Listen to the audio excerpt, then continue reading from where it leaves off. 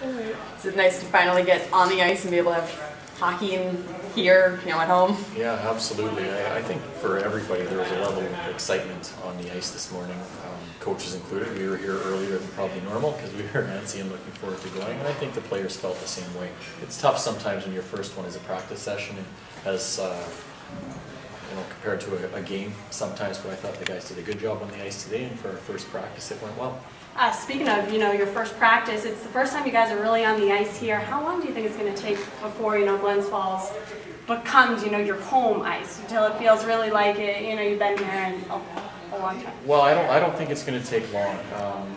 We've been fortunate that our facility around where we are has been upgraded. I think our players enjoy being around already, and from my understanding, the people of the Glens Falls area are great hockey people. So if we can be competitive and if we can work hard on the ice and compete all the time, I think we're going to generate some interest and some buzz, which is going to make this building a very tough one to play in. Speaking of that, there was fans here. What did you think of that for a practice in the morning on a weekday? Yeah, I love it. I think it's great. I was actually a little bit surprised. I didn't think there would be really anybody. But I think it goes to show the type of people that are around here. They're passionate about their hockey and their hockey team, and we want to do a good job of creating that excitement within the community. So far, it's tough for you guys knowing that really you don't have a full team here yet. You got a lot of guys on the ice, but as far as the guys that are going to make up the Adirondack Flames, it's going to potentially look very different. You still have a lot of guys in Calgary.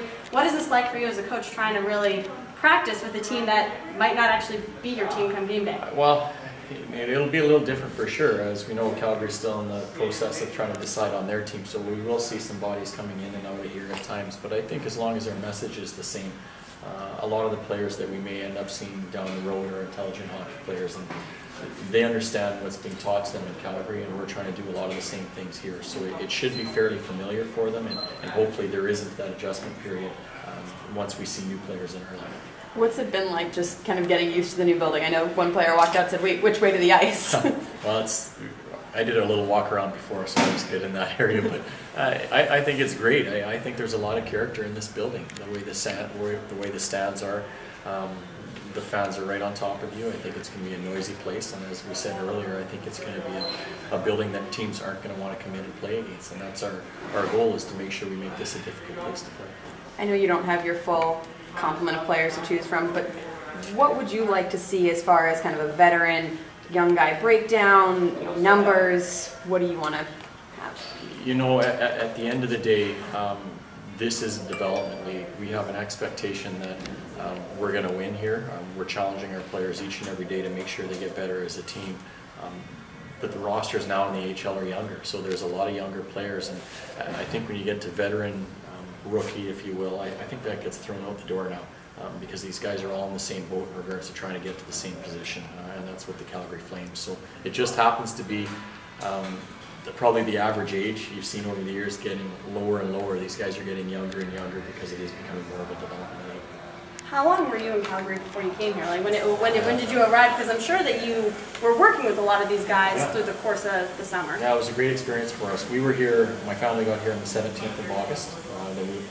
Myself and the staff went to Calgary on the 9th of September. We got back on the 27th of September. So we spent a good 3 weeks in Calgary getting to know players, the guys that were in camp, getting to know the Calgary staff and how they like to operate, so we can try to bring some of that back here with us. Yeah, so regardless, whenever these guys come back down from Calgary, it's not going to be like they're brand new for you. You've already seen them for quite some time. That's right. So we're familiar with them for sure. I mean, once you get them here and when they get here, you're going to get to know them on a different level, and that's something that's important for all of us, that we do have an idea of what they're all about, which makes it nice. What's it been like for you guys as a family, moving into this area, totally almost as far away from home as you can get? It's been great. I'm real proud of my kids.